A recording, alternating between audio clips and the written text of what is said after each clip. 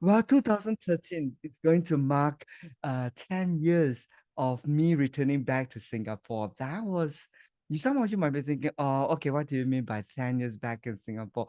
Well, I've not been living in Singapore since then for the past 15 years, and my kids were born in Kazakhstan, and that's where I have been for the last 15 years before coming back. And as a blink of the eye, 10 years has gone. And I look at my eldest daughter, wow, she had grown so much. Okay. Now, how many of you have children with you? Oh, nobody. Okay. What?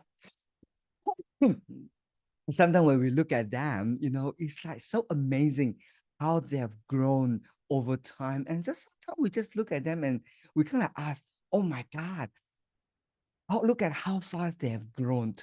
And you might be thinking, so Ben, what's the point here?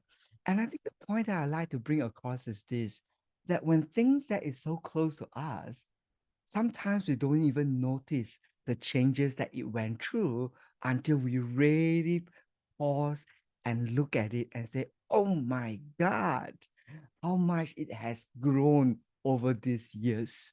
And that's what actually happens in professional coaching. For some of you, you might already know coaching for quite a while, and you've been doing coaching in and out maybe for many years. And sometimes, it is so close that we don't even recognize what has changed over the years. So today, learning webinar, I would like to present this topic called Professional Coaching Redefined.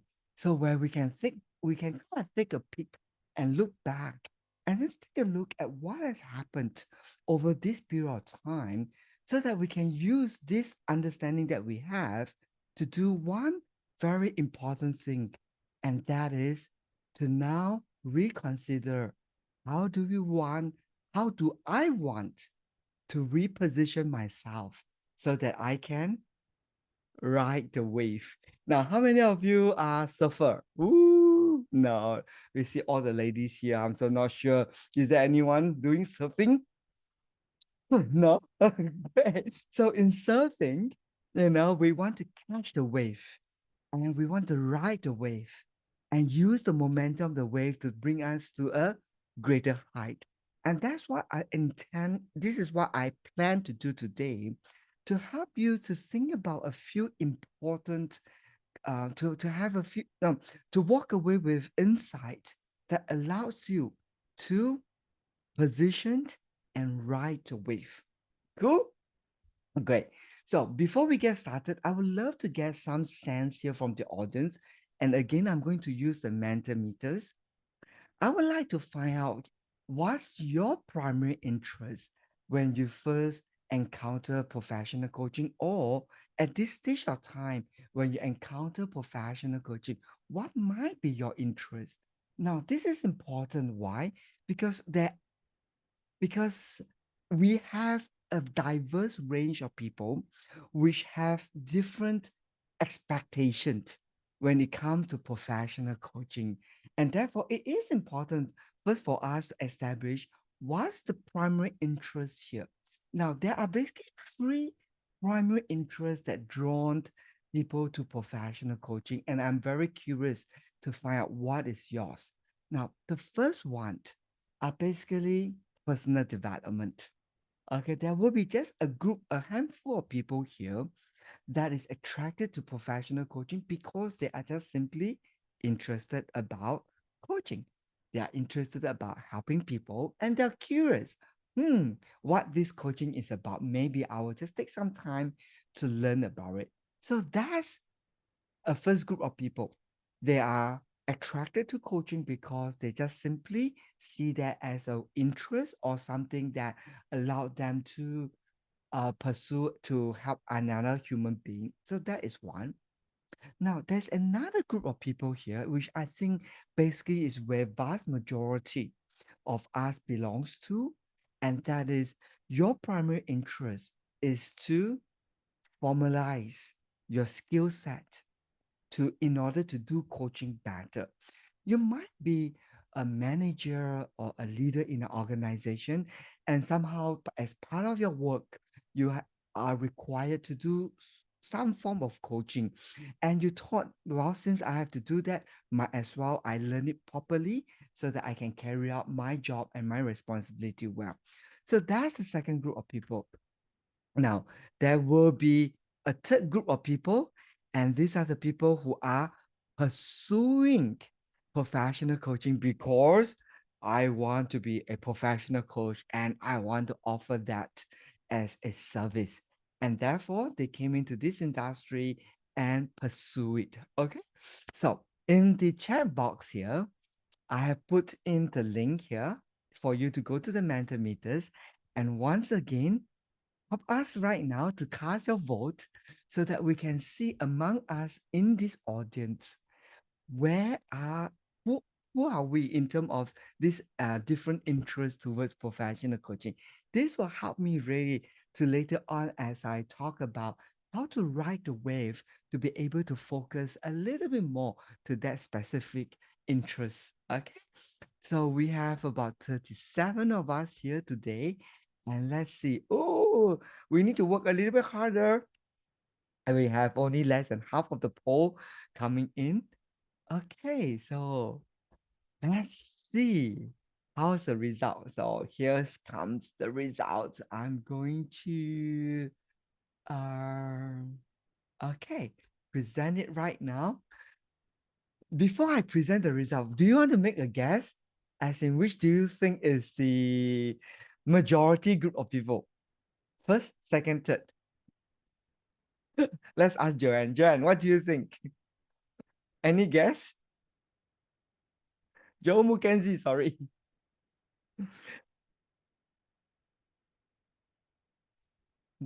We can't hear you, Joe. I think you're on mute. That's a tough one to guess. 3. Three. Okay. How many of you think is number three? That means you are here. They are attracted to coaching because they want to offer that as a professional. A vast majority. Wow. Okay. Let's take a look at the poll. We have thank you. We have almost quite a full house here. Contribution coming in and ta-da! Yes. Okay. Vast majority of the people here in our audience are attracted to professional coaching, primarily because you have at least a short-term goal or a long-term goal to be able to offer this as a professional service. Whoa, so you are in the right webinar today because later on we're going to talk about two very important concepts that allow no, so that you can reflect further. How can you right now position yourself? Now remember, we want to ride the wave, not follow behind the wave. To ride the wave and take the lead. So what is it that you need to consider as you now as you now set your heart in thinking about offering professional coaching? Okay, so here is the slide deck. Professional coaching redefined. Are we heading in the right direction? The big idea here is how to catch the wave, position ourselves, and ride it so that you can lead the way and make an impact here. Now, gone are the day, okay? Gone are the day where your clients. Okay, also sorry. That's the next slide point. I just get ahead of myself.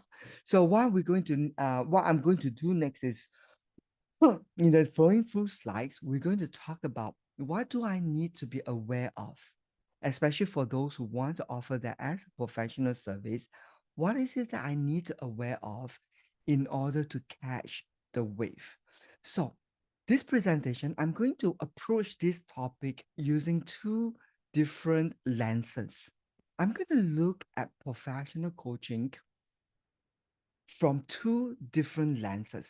The first lens is to look at professional coaching as an economic growth. That means, as a professional coach, looking at professional coaching from the lens of economic growth, what sort of insight what sort of insight I can gather in order for me to position it from an economic growth point of view. And then another lens that I'm going to talk about in terms of looking at professional coaching is from the lens of industrial revolution. How does industrial revolution informs you as a service provider right now so that you can adequately position yourself to ride this wave? Okay, so these are the two lenses that I'm using to look at professional coaching with the goal to support you to gain an insight on how you're going to position yourself and ride the wave. Okay, good. So I'm going to start out with the first one, and that is to examine professional coaching from the lens of an economic growth. So what it means is that we are seeing professional coaching as a growth that is based on an economic. Now, I have prepared a simple video presentations that talks about this economic growth model. So I wanted to just spend some time look at the different stages of the economic growth as a model first. And after that, I'm going to use this model to help you to see the parallel that it has on professional coaching. And then we're going to draw out some important insights on how you right now can position and ride the wave. Okay, so let's take a few moments and watch this video clip that talks about the economic growth model. This is just one of the many economic growth model. So I'm going to use a simple one for today's discussion.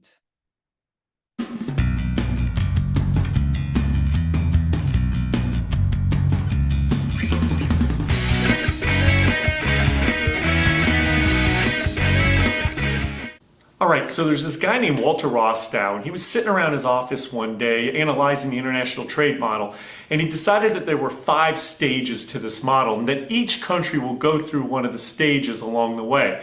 His first stage was the traditional stage. This was an agricultural-based society. It's where you do bartering, where you trade vegetables for animals, and you didn't really use cash. America in the early to mid 1700s would have been here. Now there's nobody like that today. There's no one country like that. We still see some groups out there like that, but pretty much everybody's moved beyond this traditional stage. So let's go ahead and take a look at stage 2.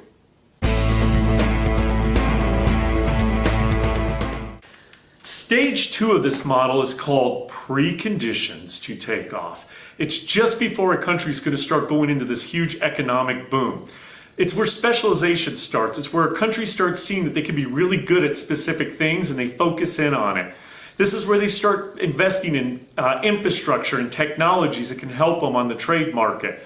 Usually it's because they have a surplus. As soon as they get a surplus, then they can start trading it off. This was America in the late 1700s going into the early 1800s. And when we look for somebody today, we would say sub-Saharan African countries would fit into this part of the model. The third stage of Rostow's model is called takeoff. This is where we start seeing industrialization hit a country. Their economy is booming like crazy. So a lot of workers are going to start leaving the agricultural rural countryside, moving to the cities, looking for these industrial jobs that paid them a lot more. Because they were making a lot more money, they had extra money, which then also helped that part of the economy. They were spending this money. America in the late 1800s going into the 1900s would be in this stage. Today we would kind of compare it to where China is at with their economy going through a boom.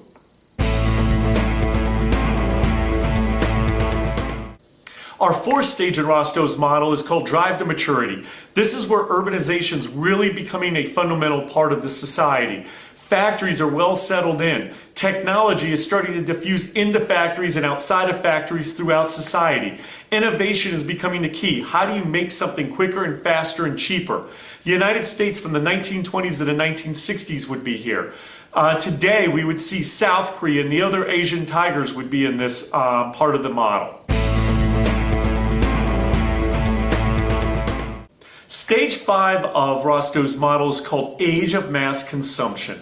This is the stage where you're really designing things and selling them rather than making them. So you're designing the computer, you're designing the car. You're not making the computer and making the steel for the car. And then you're selling those products. You have a lot of stores. You also go through a lot of consumables. I mean, think about the name, age of mass consumption. You're consuming things in mass in a lot of qualities and then just kind of tossing them out. When we're talking about countries, we're talking about Japan, the United States, Canada, Western European nations like the United Kingdom, France, and Germany would fit into here. So when we're talking about Rostow's model through all the stages, countries are going to be in each one of these stages at some point. Most countries want to work their way through these stages, but they don't always get to stage 5. They may not always make it to that stage 5 as they settle in on certain stages. Great. So some of you might be struggling your head. Are we in an economy class or are we in a coaching class? Okay. So as I mentioned, we are looking at professional coaching using a different lens, looking at it from the lens of an economic growth model, and to consider what is it that we need to consider so that we can position ourselves and ride the wave. So what you have just seen is a very simple model that explain how an economic grow over stages. Professional coaching are also going through the similar phases of growth, as we can see, and certainly we are way past the first stage and the second stage. And therefore, I would like to draw your attention to the third stage of the model, which is basically the drive, the condition to take off, and the drive to maturity. This is where professional coaching is, and that's where you want to be able to be aware of some important thing about this model that shed some light for you so that you can learn how to take a proper positions. So with that, let me go into the slide deck to deep dive into what we can learn from this model.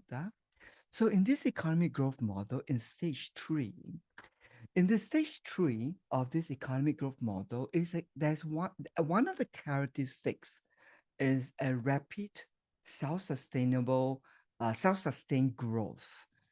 And when we look at this in the light of professional coaching, we begin to see how ICF in the last 15 to 20 years focus their attention in regulating what coaching is as a profession, with the strong emphasis on um, regulating it through program accreditations, proper credentialing of coaches, emphasize on the need on how credential requirements is before issuing that to coaches. And as you can see over the years, the requirements to get credential becomes harder and harder.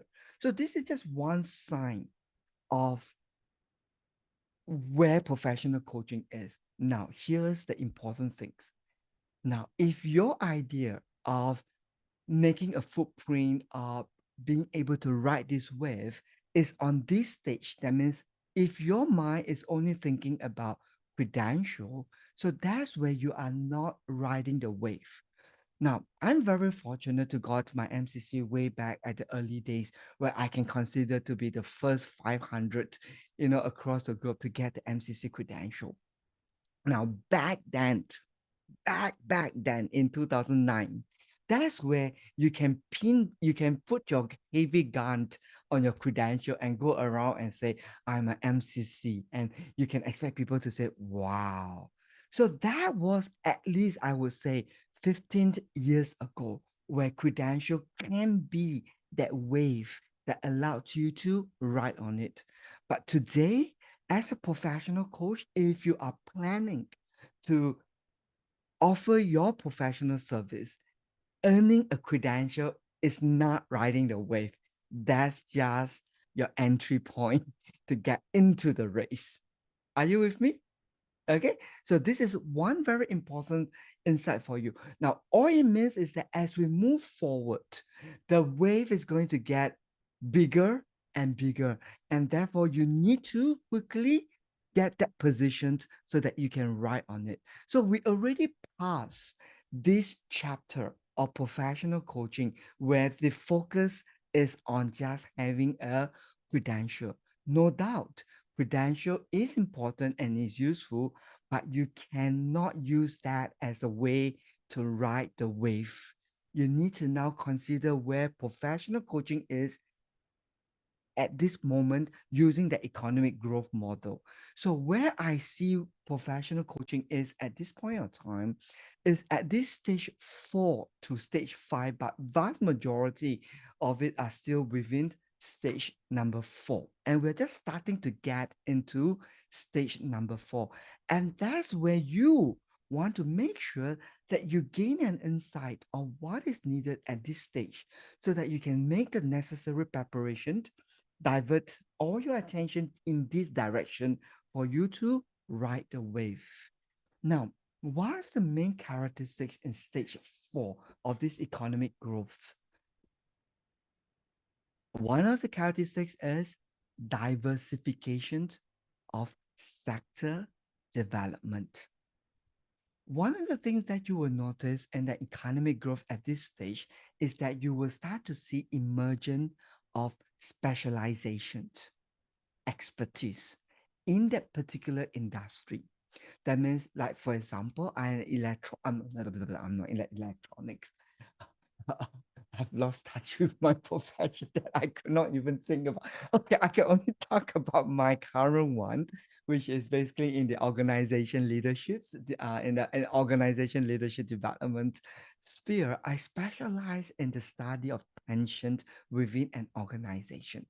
So organization development is one area of study, but in these specific areas of study, I specialize in learning tensions and how organizations can use tensions at least to their advantage to create structural growth that is healthy for their organization, because it takes a lot of effort to grow something. What if we can grow something with the least effort? Isn't that wonderful? Is that possible? It is possible. Think about this concept. If you keep yourself healthy, if you eat healthy food, growth is natural. Understand this? Great. So if I can identify what are the growth, what are the healthy conditions, and continue to direct attention to grow healthy conditions, growth is just a natural product of those conditions. So that's what I specialize in my study. And this is basically what is needed at stage number 4, specializations. Now, coming back, now this is the economic growth model, insight that we can learn from it. How do we bring that to our context as a professional coach? Now, the key characteristics is the emergence of specializations. Now, is there a difference between niches and specializations? Some of you may be scratching your head and say, aren't they the same? My niche is my specialization is my niche. Now, if niche equals to specialization, why on earth do we need to have two language, two different words to say the same thing? Right? Janet, any thought? What do you think might be the difference between having a niche versus me being specialized? My current understanding of it, Ben, is that the niche is the community within which one might position oneself. Yes, And then within that community, I'm going to specialize in serving them in a particular way. Precisely, great. So don't confuse specialization with your niche. You might be working in the area of, let's say, for example, I do not know what you're specializing in your niche. I mean, in your niche area, like for example, how many of you are into parenting coaching? Okay, nobody, obviously. Okay, how many of you are into coaching the youth? Okay, obviously no. Okay, I'm the wrong audience. Okay, how many of you are in the niche area of leadership? Oh no, okay, you guys are not anywhere. So there's only 8 of us here. Okay, a niche is just basically like for example, for me, if I want to use my early example, organization leadership, that's like a big umbrella, and within that big umbrella, you need to be able to find that special areas of expertise that you will be known for. Okay, now all these years, ever since I started this study, on my first my first PhD, I started with this idea of really getting very excited about tangents, but only to get to prove myself wrong that my thesis is in the wrong direction. But it was in this wrong direction that I get fascinated about something, and that is change doesn't always last long.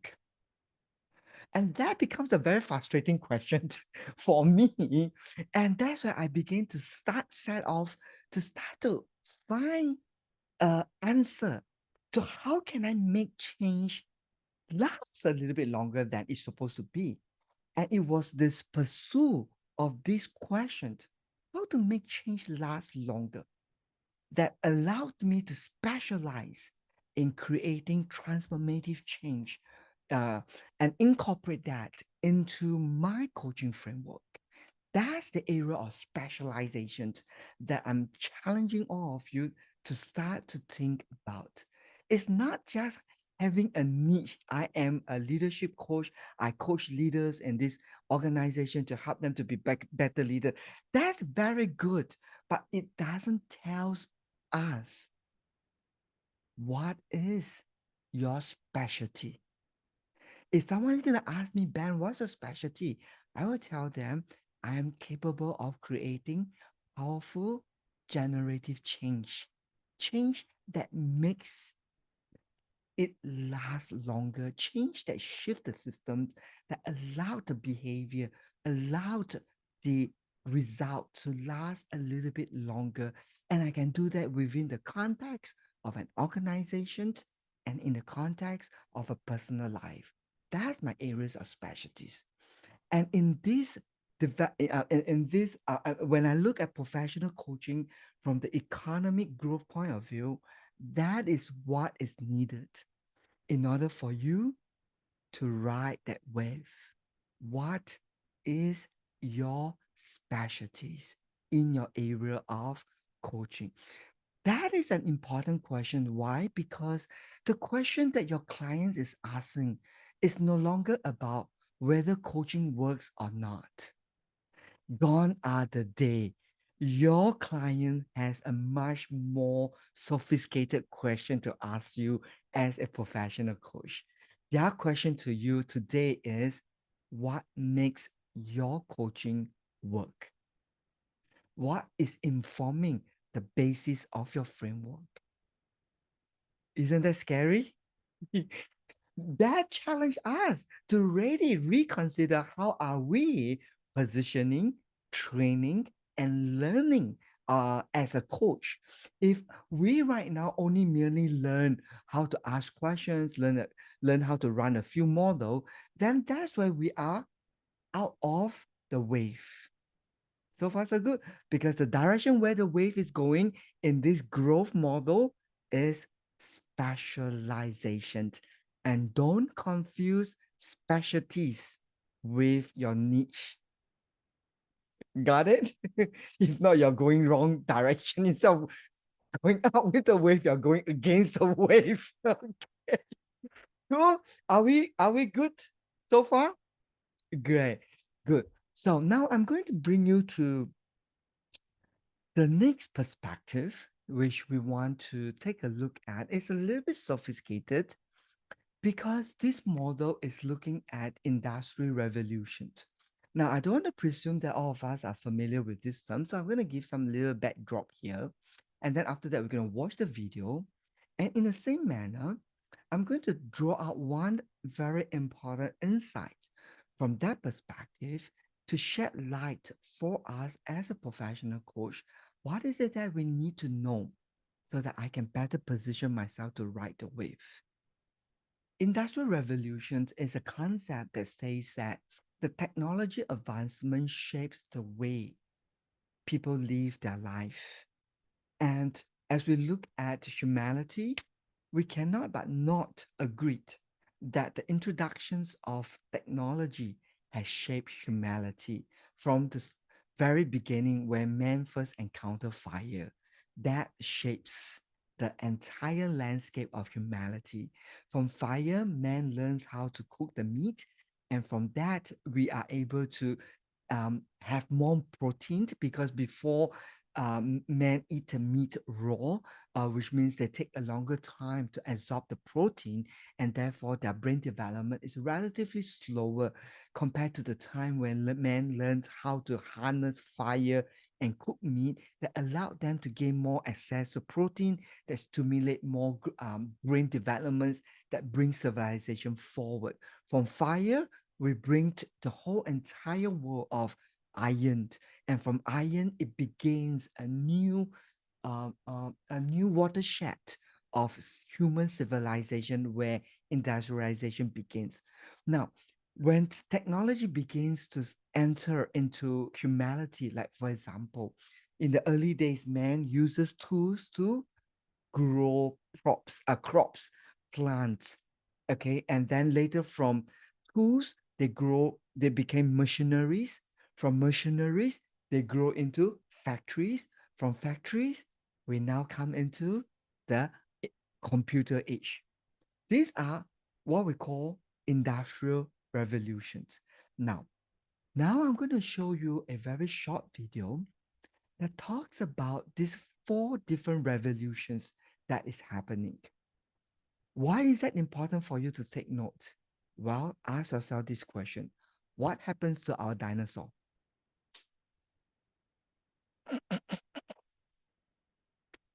You might be asking, what a stupid question. Yeah, who knows? You might be the next dinosaur. Okay, why? What happens to our dinosaur doesn't mean it will not happen to you. The question is, are you aware of what is currently changing around the world? The dinosaur is totally indifferent to the new climate change. And what happens to them? Extinct. Are you the next dinosaur? I don't know. So watch this video. And then after that, I'm going to share with you how this industrial revolution insight, what is it that we can draw from it so that we can position ourselves to ride this wave. And it's a little bit sophisticated, so just pay attention and listen and absorb as much as you can. Fourth Industrial Revolution, 4IR. Let's first define what technological revolution is. Technological revolution is a period in which one or more technologies is replaced by another technology in a short amount of time.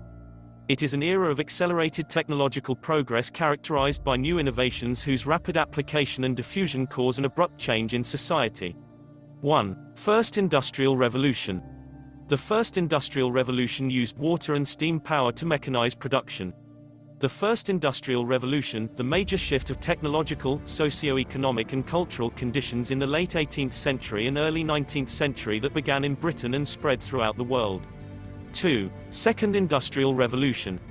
The Second Industrial Revolution 1871 to 1914. The second used electric power to create mass production. The Second Industrial Revolution was another great leap forward in technology and society. New innovations in steel production, petroleum and electricity led to the introduction of public automobiles and airplanes. In this lesson, learn about the key inventions that spurred this revolution. 3. Third Industrial Revolution. The Third Industrial Revolution, the sweeping changes brought about by computing and communication technology, starting from circa 1950 with the creation of the first general-purpose electronic computers. The third used electronics and information technology to automate production.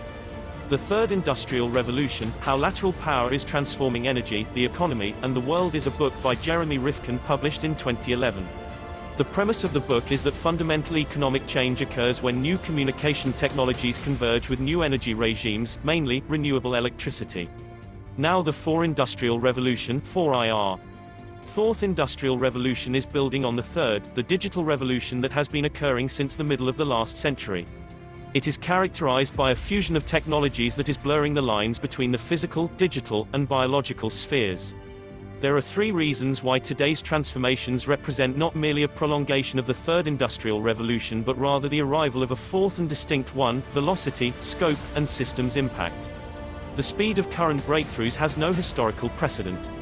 When compared with previous industrial revolutions, the fourth is evolving at an exponential rather than a linear pace.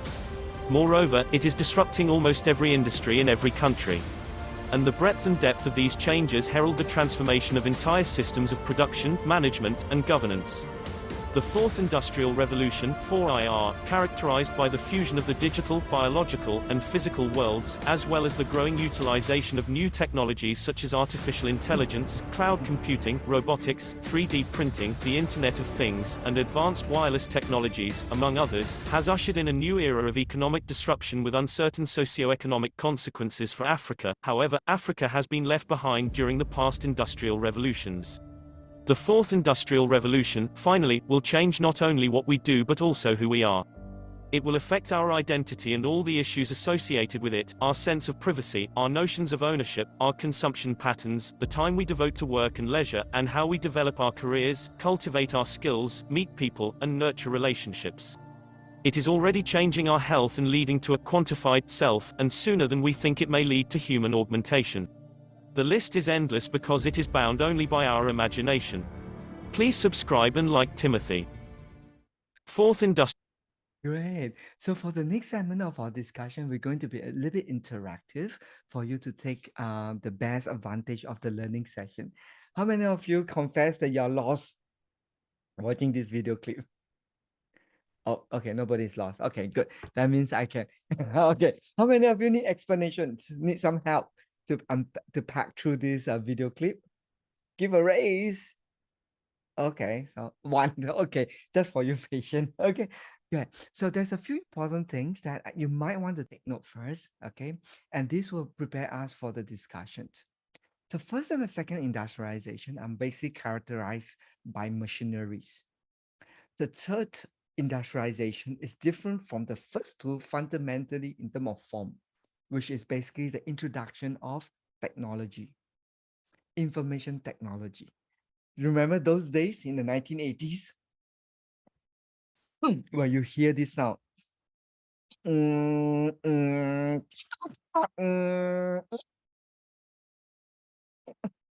Remember those? Remember this sound? Right. So that sound is a watershed between the first and second industrialization revolution. Okay, that marks the beginning.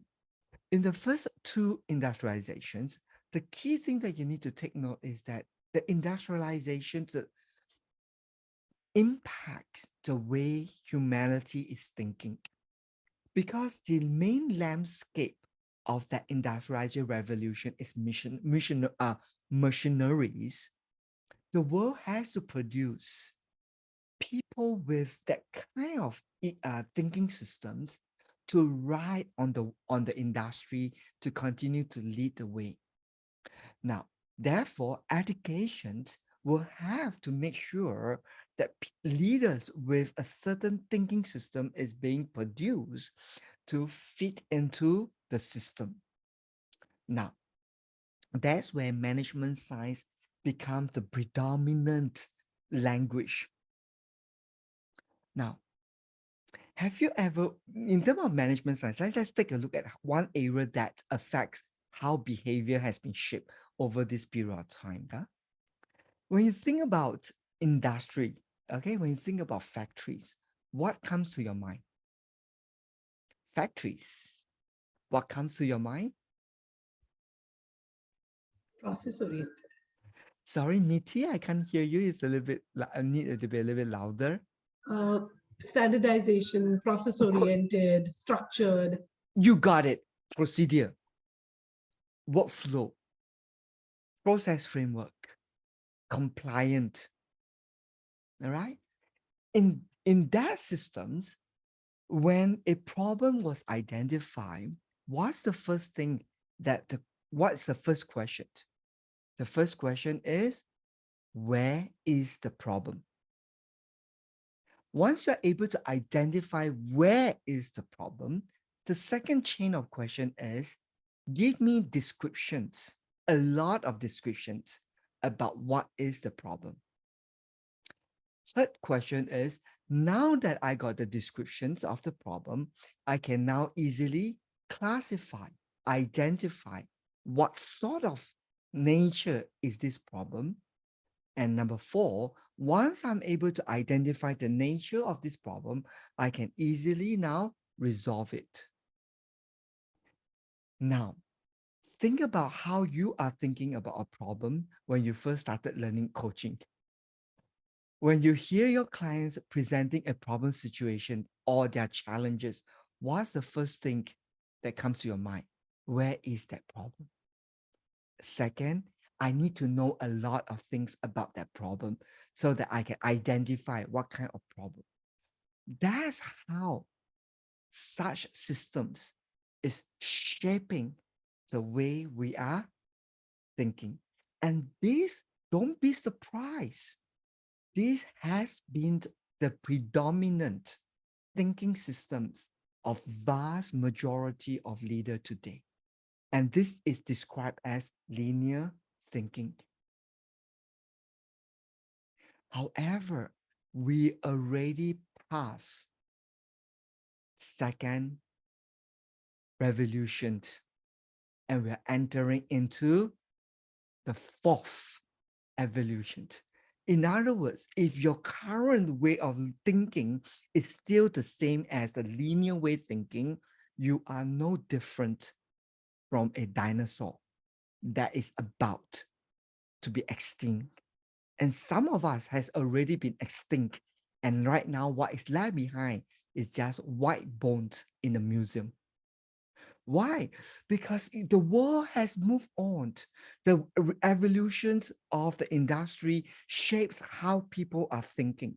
The third revolution, which is the introduction of information and technology, introduced a system of what we call networking. Local area network, wide area network, talk about connections, talk about multiple points and connecting things. It's not no longer linearity thinking.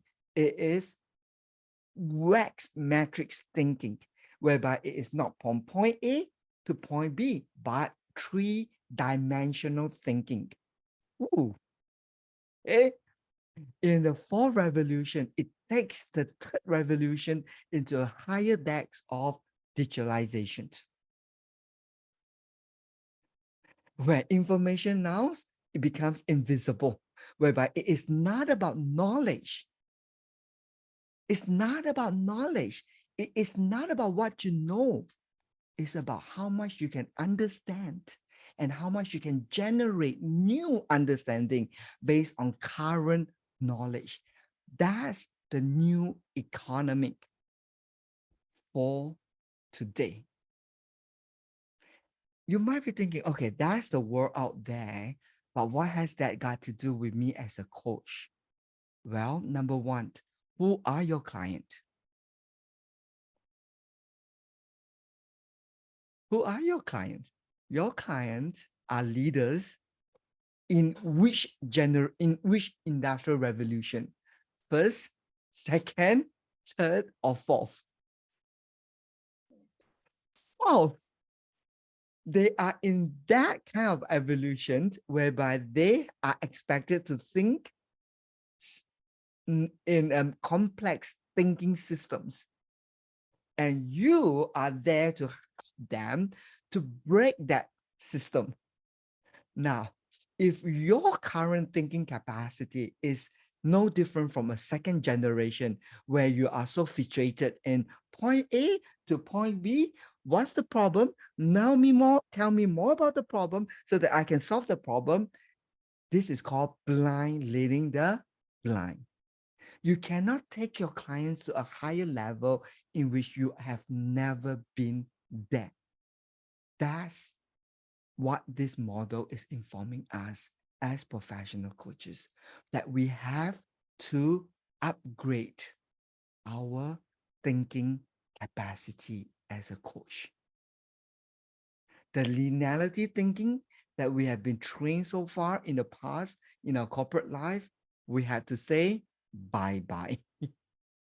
That's what I meant by knowing what is important for me from the industry so that I can now position myself and ride the wave. With that, I'm going to quickly sum it up to make the learning a little bit more concrete, based on the industrial revolution is this simple diagram. Each of these four components are important. What is critical for you is to ask yourself, where am I right now in the developmental of these four different domains that allowed me to build my capacity as a coach? To begin with, all of us need to have a certain, not certain, all of us are expected to have fundamental coaching knowledge. That's a prerequisite. What coaching is, what coaching mindset is. Those are just basically information that all coaches need to have. Apart from that, we move on to the second domain where we look at coaching skills, which is basically be able to be familiar with a certain techniques or certain executions to run your process framework. But those are just technique. You cannot eat KFC every day. It is not healthy. So in the same way as a coach develop its own capacity as it grow as an individual, we need to go beyond just learning skills to learn to build competency, industry standard. What's the competency? Well, that's where in Coach Masters Academy, we always challenge coaches who wants to offer coaching as a service or who want to pursue coaching that advanced level training is the minimum requirements of learning that you need to achieve before you can offer a service. Now, you might be thinking, Ben, are you sure about that? Now, think about this. As a counselor, to be a practicing counselor, that individual person had to study minimum 2 years with close supervision before they're allowed to practice counseling. Are we saying that professional coaching work is anything less than that of a counselor? No, we're dealing with the same subject matter, humans being. And why should we be studying lesser compared to a counselor? See the point here? So the minimum, in fact, even if you go for your advanced training and get a PCC credential, that's just barely stretching the surface. Why? Because that's only telling you you only gain a minimum industry standard. And it means that you're able to have your coaching skill set at a minimum level of a standard. Now, for those who completed first level, the skills that you learn at first level is nothing compared to what you can learn at the higher level. But that's just the benchmark where professional service is expected. Competency at the industrial standard of a PCC credential. That's the third domain, okay, where coaches position themselves to gain not just skills or more information, but build industry standard where your coaching conversation at least is in line at the PCC credential level. That's what we meant by industry standard. Now, we cannot just stop at coaching industry standard of a PCC credential. We need to go beyond that to pursue the last domain, which is where coaching is right now at the next frontier, which is basically coaching psychology. And what that is basically the study of human psychology. Eventually, you need to understand your job as a professional coach is not just to get your client to point B, a result or a solution in which they can tackle their situation. Your primary responsibility is to advance humans' potential, people development. And to do that well, there is that need to understand more about human psychology. And that's where we are at CMA, are very strong advocating of the science of coaching, a science-based approach. Okay, are you all with me? Good. So that's where the next position that you need to consider if you want to ride the wave. what is informing the basis of your approach? Now, to make this more practical and relevant, do you know what? I have searched high and low to do something for you guys today. I have found two recordings. One recording is my recording way back in 2009, okay, where I was a newbie, a new MCC. It's not a new MCC, just pretty quite new in that period of time. I would like you to take a look at how little Ben back in 2009 is coaching. Okay, it's just a note, maybe only a 7-minute snapshot. Not that not the purpose is not to study how to do coaching, but to compare that with the coaching that I'm able to offer today and just yesterday. So I'm going to show you a 7 minutes of a coaching conversation that I did on yesterday, live coaching session. And I want you to take a look.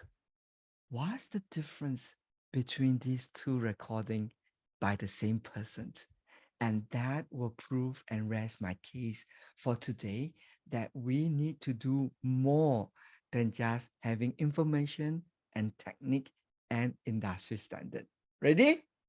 Good. So let's enjoy the first recording, which is way back in 2009.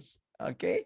So let's enjoy this short little video and a short coaching conversation. Coaching session together. Thank you. How are you feeling today? Well, I'm feeling okay. There's a lot of thinking going through in my mind at the moment. So yeah. So it sounds like a good opportunity for a coaching conversation. I think it's the right opportunity. Yes. Yeah. Thank you. Moment. Good. So Neil, I will just invite you to a few seconds now to clear your mind so that now you can be fully present for our conversations. So if you are ready, just let me know and then we can start the conversation. Yes, I'm ready. So Neil, what would you like us to work on for today's session? Well, it's a little bit. The topic would be my career, or basically how to pursue it further. Because at the moment I'm a little bit, how to put it, in a kind of a limbo. My last assignment didn't work out very well. I started to have doubts about many things, so I decided to take up some other things, to learn new things. I meanwhile have been thinking. I haven't taken up any assignments because I felt I needed some time to have a break, but also to do some other things, to enrich my mind and to further enhance my knowledge. So this is what I would like to discuss: how to pick it up further. I'm so sorry about your last assignment that it doesn't turn out well. No, it was a big disappointment. Yes. So now you're trying to find a new path forward in terms of your career? Yes, exactly. That's the way to put it. So what exactly about this new path that you like us to focus on today? Well, it's basically to pick things up, to learn from the previous lessons, or the lesson learned. Also, I've kind of done an analysis of the kind of sector I've worked in, and I've also looked at kind of what I maybe would like to do, and what I would like not to do in the future. So I've done all that. It is just that at the moment I feel very difficult to I find it difficult to pick it up, because there may be also a motivational issue, or there may be an issue still in my mind from the past job. I don't really quite know. But what I would like to, well, have as an outcome from this discussion is how to move forward, how to pick it up, and what would be practical steps. Understand. So you have done your own reflection. You have did a fair bit of analyzing, Yeah. yeah, and then you have sort of like, I heard that something that you have sort of like identified a few options in moving forward. Mm-hmm. Okay, Mm-hmm. so these are all the things that you have done. Mm-hmm. Yeah. And right now you are at the junction of, trying to so-called pick it up. Yeah. Pick it up. Exactly. Okay, Yeah. good. I'm curious, just for clarity's sake, because we are from different, Right. different culture. Of So course. Yeah. yes, what do you mean by pick it up? Well, pick it up. Basically, I mean, I've kind of left it. Well, great. So we are not learning coaching. We're just getting a sense of the coaching skill set at this level. So remember, in this coaching conversation, it's way back in 2009. Sounds a little bit childish. The voice is Yiddish. But nevertheless, it's still an MCC, okay? Okay.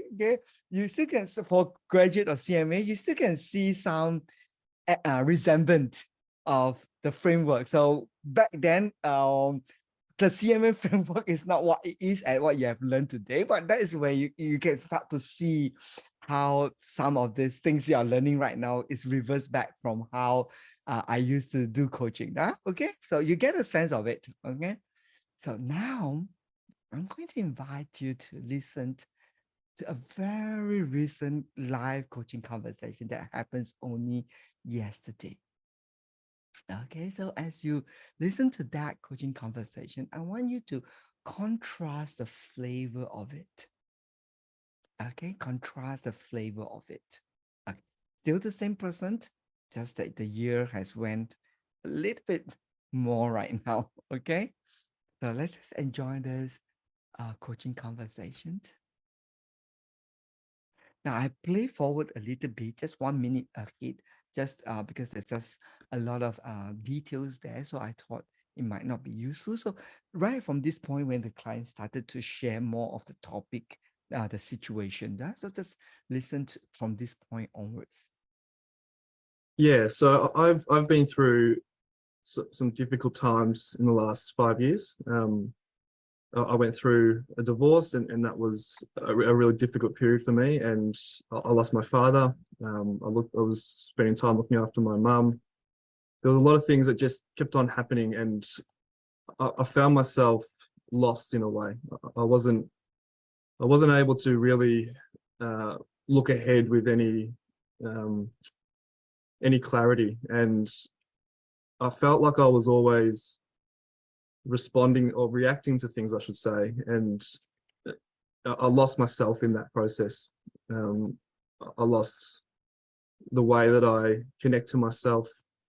I was so busy just trying to stay ahead every day, and really just keep pushing forward. And I came to a moment a couple of years ago where I knew I had to do something different. I knew there was this feeling that was really unsettling inside of me. I knew that it was something that I had to look forward and try and make sense of it all, and try and find what is it all really about for me. I had to figure out a way how to rebuild myself, and in that process I discovered that I needed to let things go. I needed to find a way to resolve them in myself, and I needed to be comfortable and at peace with what's happened, and be okay with that, and be able to look forward in a way that was going to serve me best. And within that, I also know, I figured out, I discovered that my calling was really clear. So I've always had a real passion to serve others and to provide impact, and it's a really fulfilling experience, and I'm sure a lot of people in this room today share that same experience. But what was missing for me was this letting it come and being prepared for that. So I'm in this transition phase, and what I really want to do is be clear about what does that mean for me, and how does it make sense for me to step forward from here. I'm going to pause it for a moment.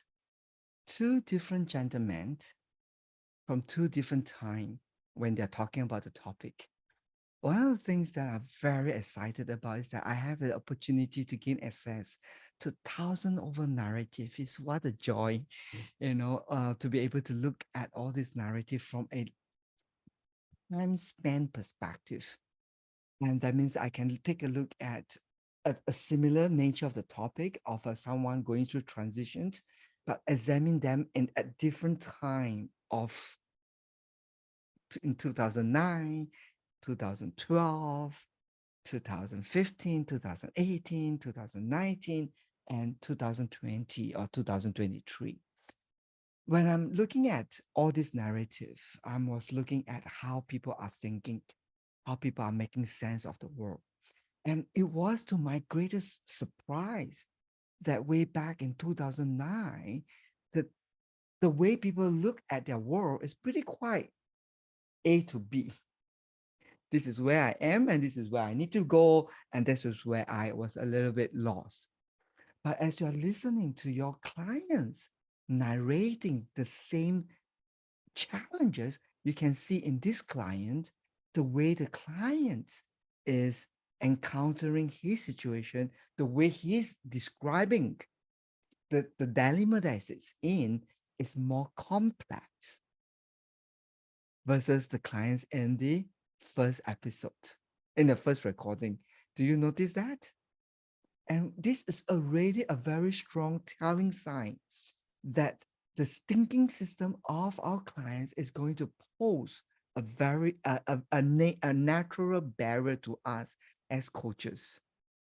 They are no longer simple A to B linear thinking clients, but they are presenting to you complex system thinking topic, just like this client. Agreed? Do you agree that this second client's content is much more complex versus the first client? That is what you need to deal with and understand that in order for you to ride the wave, you had to beat this system. Cool? So this is one insight that I'm going to offer. Now I want you to take a look at how the coach responds to these clients and contrast that with what you hear earlier on. Yeah? So I'm going to just roll back a little bit so that you get a flavor of the story, and then we'll listen it from that angle. What was missing for me was this letting it come and being prepared for that. So I'm in this transition phase, and what I really want to do is be clear about what does that mean for me, and how does it make sense for me to step forward from here.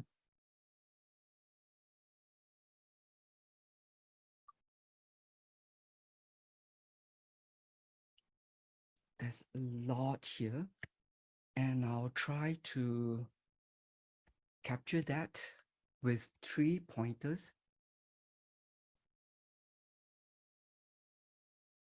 The first one is where. In this part of where, I heard a couple of things. Loss, new, you knew something. Third, rebuild. Yeah. This is where you have been so far. Yeah.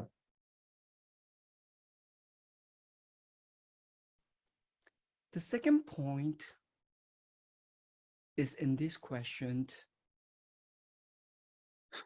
what? Mhm. You know what you want,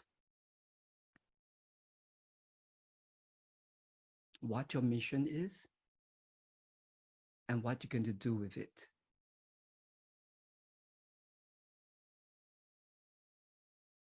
The third point, and I'm going to offer that to you based on how I understood you, that it sounds like more of who. Yeah,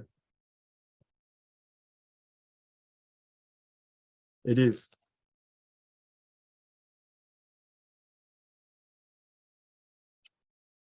So much of me has been focused on the what. It's true. So much of it has been centered around everybody else, everything else, and I haven't rediscovered that sense of who. So I can see that is what is in front of me in this new season, is how do I connect to that in a way where I can cherish what's in front of me.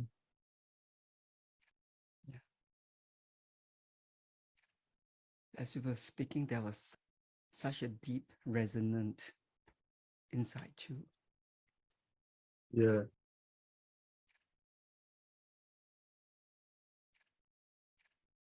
As I was listening to your story, you began your journey with lost.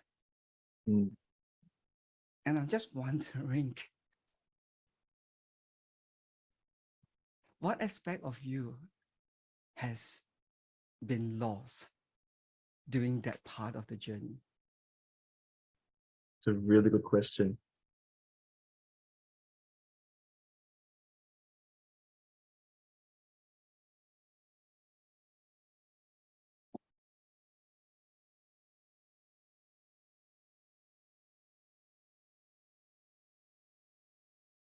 My values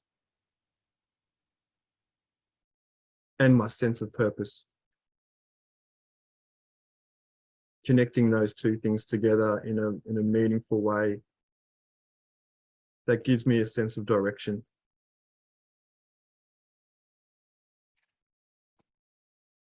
No, Chris, I can't get a reading on that. Okay. I can't see you in that two statement that you make.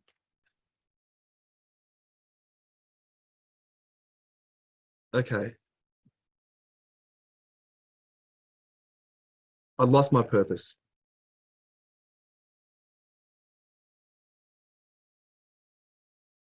Chris, just slow down. Your heart is beating very fast now. Yeah, it is. And as you start to connect to that purpose which you have lost, I just want you to just stay with that memory for a while and share with me that purpose. How is that a reflection of who Chris is that was lost?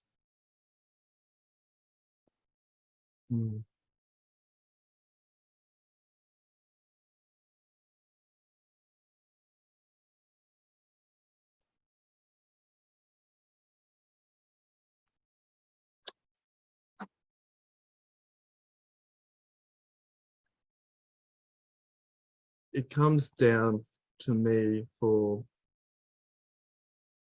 it feels like there was it may not be, this is the part I wasn't clear about. I'm not clear about in my mind at the moment. Right, so we're going to stop here. The goal is not to look at this as a coaching and learn what we can, learn about coaching conversation here, but it's to really to see what's the evolution that we need to be considering as we step into this 4.0 industrial revolution. So let's all turn on the camera and make this an interactive learning session. Now, can someone take the lead, break the ice, and share what can you say about the difference between these two conversations?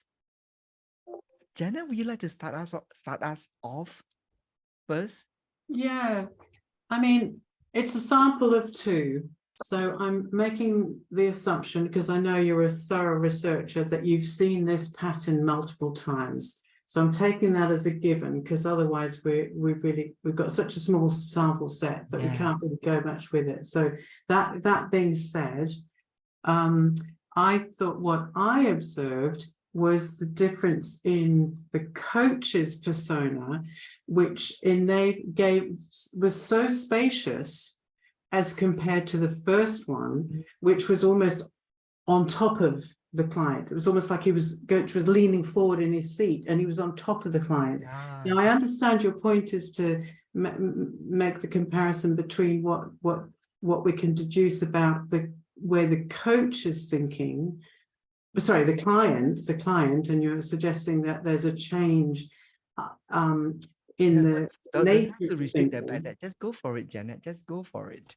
Okay, so I see that there's so many other variables in play, but in terms of the two clients, I totally agree that the second client is in a very different stage in life, and he's had loss of his father, he's had a loss of his wife, and I thought it was fascinating that with the first one, the coach said, "Oh, I'm so sorry that your last job didn't go so well." It's like he went straight into the acknowledgement and the and empathizing.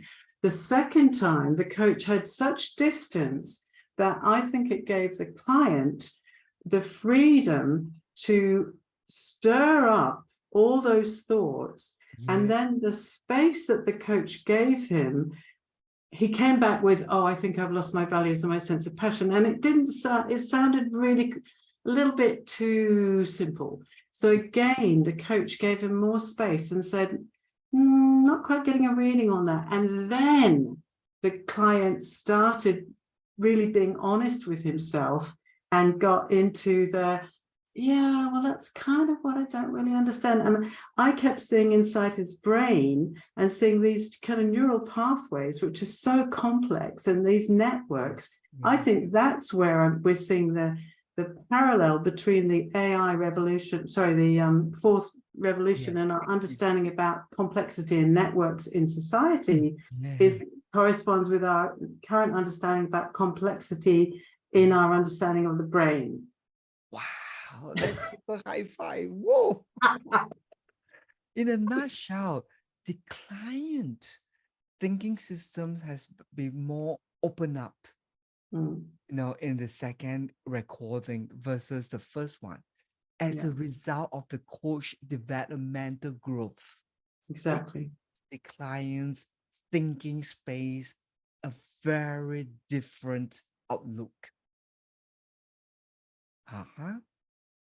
The second one, client's content is complex, but the coach matches that complexity with even greater space. As such, you can see what we call a very strong vertical learning capacity in the clients, that the clients get to consider how he's perceiving his situation, he's perceiving the world in a very deeper level. Whereas in the first recording, you can feel almost quite horizontally that the coach is dealing with the peripheral of the situation. So far, so good. Right? So now you can see the difference between the client's thinking space at the horizontal level versus the client thinking space at a vertical level. Wow. Okay. Irene, any thought? Any pennies? Hey, thank you very much, Ben. Okay. Irene, you go first, and after that, Amy can go next. Thank you very much, Ben. Now, I listened to to the two videos and the audios, the coaching. And I think that when the first one was playing, the first thing that popped into my mind was, this certainly can't be Ben. Not letting the client land, literally jumping on the client. Who is this? And of course, I have seen the evolution since then, and to the person that is sitting in front of us today and who has supported all of us over the past years. And of course, it takes us back to the evolution, how we evolve to become a better version of us. And then we can take our clients to a higher level of thinking capacity because we have been able to attain it. And of course, you cannot take your clients to a level that you have not experienced. So it helped me to see that evolution. And it takes me back to the point that you made earlier when we were having the discuss on niche versus specialization. You have put the time and the effort to specialize in your own niche. And that is at play in the way that you coach your clients, irrespective of where they are or what they are bringing to the table. And of course, that motivates, it's a point of motivation for the rest of us, and me especially, to become a specialist in the niche that I have chosen for myself. And then I can help my clients better and grow beyond where I am each day. Thank you. And this is an encouragement to all of us that we cannot just have strong passion for coaching. We must match that strong passion with a greater thinking capacity, right? Because the world that our clients is living is going to shape the way they are relating to how they are dealing with the problems, the situations. So it is not the same systems anymore. And therefore, there is a need for us to strengthen this capacity of thinking by putting in more understanding on what the sciences is, rather than just having more information. Cool? Wow, a wake-up call, isn't it? Yes, I'm serious, because coaching is no longer just a skill set. It is an industry. All right. And if you want to ride the wave, that's what it called to be a professional. Cool? Good. Amy, do you want to share a couple of thoughts? I think similar to what Janet and Irene have mentioned, these are two very distinctive conversations at the start of your coaching career. And I think the key highlights for me, right, out of everything that you have shared was to keep evolving as a coach. And even at where I am right now, trying to complete the PCC training, it's only the very start of the iceberg. I'm not even in there at all. So, that continuous growth mindset, that continuous focus on learning on how to help others. Yeah. Thank you so much for the share. Thank you, Amy. And that's what we do as a professional, right? Before we think about becoming a coach, as a manager, as a leader, in any areas of the work that is given to you, before you start to talk about coaching, you make every effort to grow here, right? And to grow and learn a lot more. And not just only to learn more, you be that kind of person that you are working. Like, for example, HR practitioner, they not only learn everything about HR, but they be that HR practitioner who love and care and compassionate. We do all that to be professional. And I don't see anything lesser right now if we are thinking about being a coach. Got it? It's just a matter of what we need to learn from what is happening so that we can position. Thinking capacity is one thing that I'm really very strong in for coaches in this 21st century. If you want to, ride the wave. Yeah? We have Joe Mackenzie here with us. Love to get a few nuggets from her. And after that, we'll quickly round it up in terms of what we are talking about for today's topic. Joe, would you like to go for it? Thank you, Ben. Very interesting session for today, just thinking through the evolution. I think for me, the key piece is the realization that nothing has changed about the foundation. Yes. Because when I was listening to the first conversation, you can still see the framework. It's very obvious. The framework is there. You understand what the coach is trying to do. But with the second conversation, you begin seeing a bit of the sophistication, the fact that the coach is unassuming. And for me, that speaks again, going back to that framework that you gave us to just remind us the information piece is there. You know what you're looking for, you understand the ACC framework. Then you get to the technique, which is the skill, you begin seeing how you're trying to apply that. But by the time we are transitioning into this conversation, you can see that the coach is managing the psychological aspects of this so that then you can open up the space. So I think for me, that was exciting to see. I was even failing to identify Ben's voice in the first one, but yeah. Well, thank you, Joe, for bringing that. And what a way to end today's session. That is, keep a copy of your coaching conversation at your different stage of your growth. Keep it well, save many copies, and then from time to time, listen to your screeching voice. Oh, ready? Oh, good to have you here. Oh, yeah. And then laugh over it. And then just so you can look back and say, oh my God, how much has I grown over all these years? And that should be the sign that your conversation is no longer the same like last year conversation. Agreed? In Chinese saying, we never serve yesterday food to our guests, right? In the European continent, we never eat stale bread. We always go for freshly baked bread, right? That's what we want to do as professionals, offer only the freshest to our clients, and that challenge us individually to continue to develop and grow as a learner. So as a professional coach, we pledge ourselves to lifelong learning of service to our clients and uphold this beautiful industry that advances human potential. Can do? Never look down on yourself and say, oh, there's so much I do not know. Well, when I look back 13, 15 years ago, that's how Ben's voice sounds like when he tried to coach. Did I give up? Do I give up? No, I don't. I don't. And now look at my voice today. Do you feel that it's a little bit deeper? Do I smile a little bit more professionally? Doing my best. Still doing my best.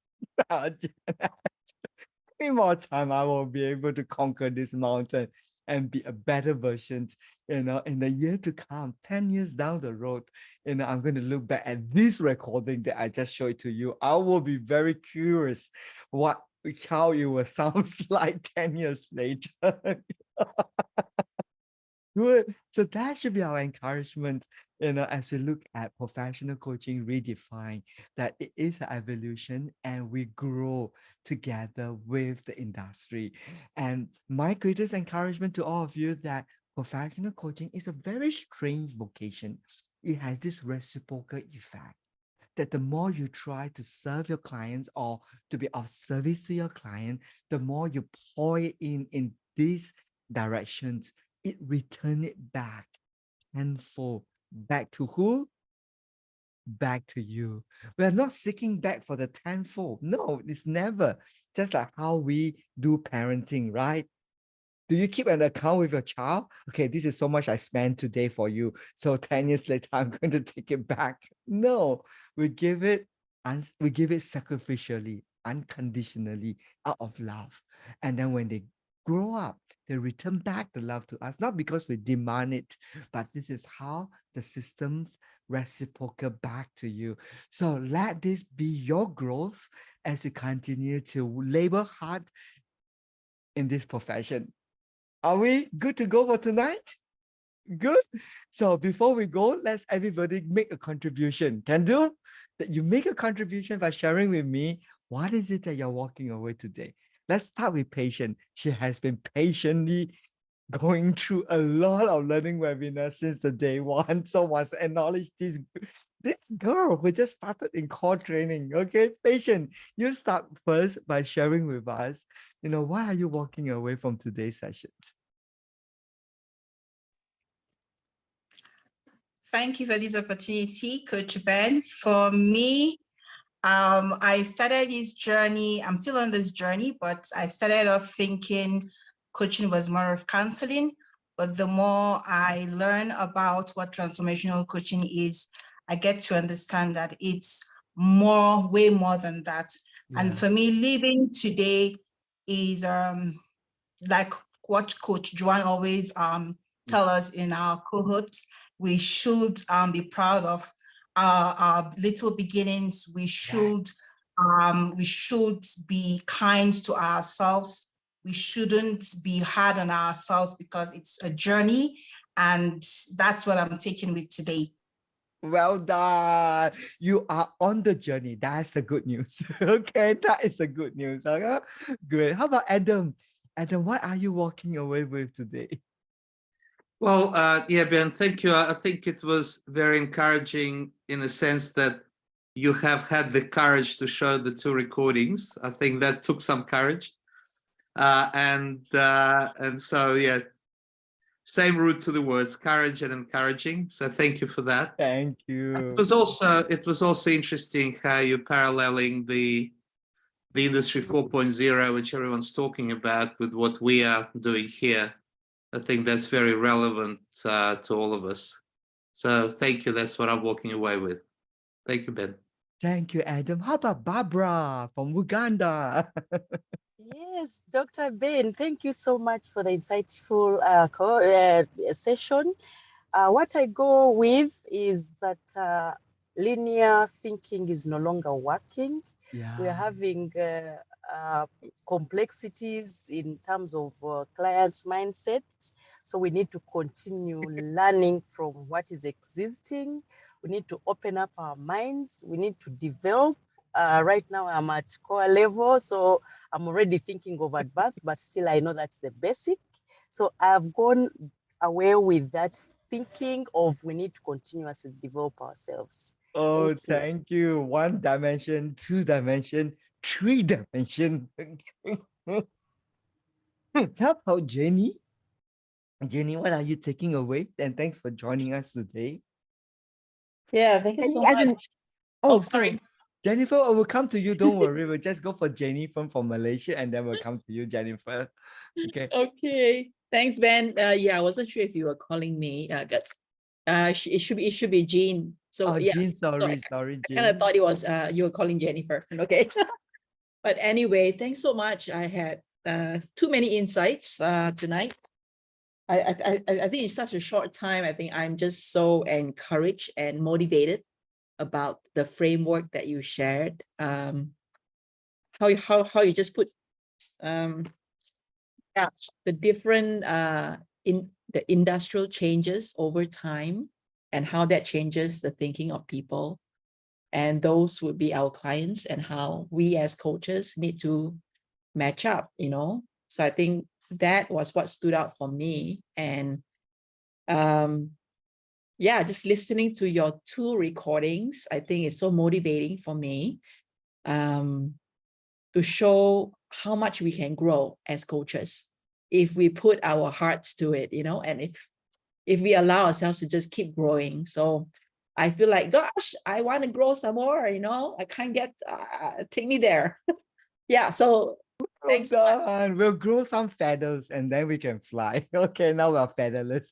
Even right now, I'm in the stage where I feel I'm so featherless that, I've been coaching the same way throughout for the last 1 year. It's like, I need to grow new feathers so that I can fly to outer space. Yeah. Okay, good. Jennifer, back to you first, and then we have Edwina, and then we have Janet and Irene to close us. Awesome. Thank you so much. So you explained to us that it's important that we understand the psychology of humans. And I thought it was amazing that you picked up that Chris's breath, his heart rate increased, And he probably wasn't even aware you would notice that. So I thought that was very powerful, that your presence made him realize that his body language and what's happening internally was visible to you externally. So that was beautiful to experience. Oh, Thank you. And I'm sure you were able to do that too, Jennifer, because such a wonderful joy radiant from you. Okay. Bless you. Thank you. Oh, we have Susan here, and we're going to have Susan to close also. Before that, let's ask Edwina to share with us. Edwina, is that Edwina, right? Is that how I pronounce her name? Edwina, nah? Good. Do you want to share with us what are you walking away with? Oh, Edwina, we can't hear you. Oh my. Are you able to do a voice test? Oh no, such a pity. Maybe you can type, you can put in a chat. Well, maybe no, can I ask Susan? Maybe Susan, would you be able to? So sorry, I'm still recovering from a bad cough. Can't speak too long. Susan, will you be able to close us, and then we'll end our session tonight here? Sure, Ben. I mean, thanks for an insightful session. It's amazing. I've actually listened to this presentation before, but it's amazing how we still get something new out of it. And what really came up very strongly for me, or the word I'm taking away, is evolution. Evolution in the sense that, okay, first of all, there's an African proverb that says that you cannot step into the same river twice. Right? So evolution linked to that in the sense that we may not be where we are, where we want to be, but we are certainly not where we were before, and that we can only get better. You know, as we grow, as we challenge ourselves, as we practice, as we continue, you know, working with different clients in different spaces, we can only get better. And that for me is comforting. It's encouraging, knowing that, you know, the more we practice, the more we do, the more we are, you know, we will evolve to being that best version of ourselves. Thank you, Susan. And I'm going to be the bad guy going to constantly nag at you guys. Have you been growing?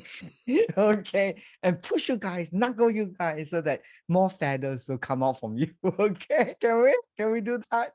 We'll grow more feathers and fly higher so that we can truly soar and make a difference in this world. Professional coaching is indeed a very, very sacred vocation, and let's do the best out of that.